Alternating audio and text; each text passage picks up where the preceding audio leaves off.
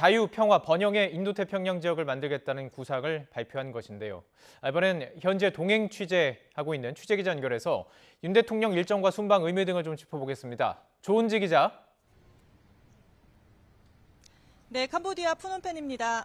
예, 4박 6일 동남아 순방 일정이 시작이 됐습니다. 지금 뒤로 이렇게 보입니다. 아직 한낮인 거죠, 거기는요? 네, 이곳은 오후 4시를 막 넘어섰습니다. 앞선 나토 정상회의 또 뉴욕에서 있었던 유엔 총회 때 사실상 밤낮이 뒤바뀌었던 것과 달리 이곳과의 시차는 딱 2시간입니다. 그래서 도착 당일인 오늘부터 일정 4개가 마련되어 있습니다. 윤석열 대통령과 부인 김건희 여사는 서울공항에서 비행기로 6시간을 날아서 이곳 캄보디아 푸놈펜에 도착했습니다. 오자마자 캄보디아 훈센 총리와 정상회담을 20분 진행했고요. 이어 방금 YTN이 전해드린 한 아세안 정상회의 1시간 예정으로 진행될 예정입니다. 윤 대통령은 3분가량의 모두 발언에서 아세안 10개국 정상을 상대로 자유와 평화, 번영의 3대 비전을 바탕으로 포용과 신뢰, 호혜의 3대 협력 원칙 아래 우리의 인도태평양 전략을 이행하겠다고 발표했습니다. 힘에 의한 일방적인 현상 변경은 결코 용인돼서는 안 된다. 영내 국가들의 공동 이익을 모색하는 조화로운 영내 질서를 촉진하자는 이른바 한 아세안 연대의 구상도 밝혔습니다. 순방 둘째 날인 내일은 아세안 회원국들과 한중일 3개국이 함께하는 아세안 플러스 3 정상회의가 열립니다.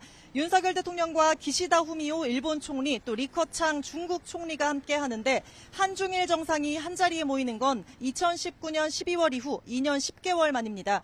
모레는 한미일 정상회담이 열리는데요. 5개월 만에 두 번째로 만나는 한미일 정상은 대북 공조 방안을 중점적으로 다룰 예정입니다. 이후 윤 대통령은 인도네시아 발리로 넘어가서 G20 정상회의 등 외교 일정을 소화합니다. 역시 김건희 여사가 동행합니다. 자, 이번 대통령 순방을 둘러싸고 국내에서는 이태원 참사 책임론과 또 이른바 MBC 취재 배제를 놓고도요. 뒷말이 계속 이어지고 있는 상황입니다. 이 관련 소식도 좀 들을 수 있을까요?